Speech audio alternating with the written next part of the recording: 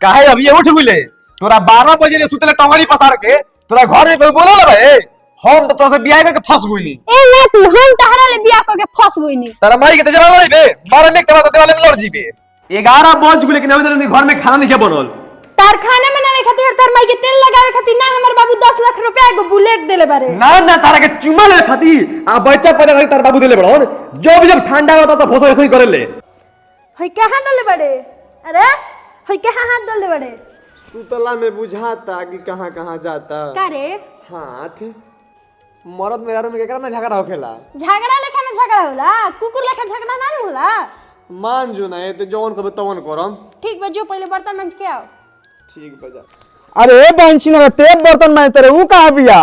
बाबूजी ओकर तबीयत खराब बा हम तो जानन के घर में मरद पैदा कइलबे ते तो साला भणुआ निकल गेले रे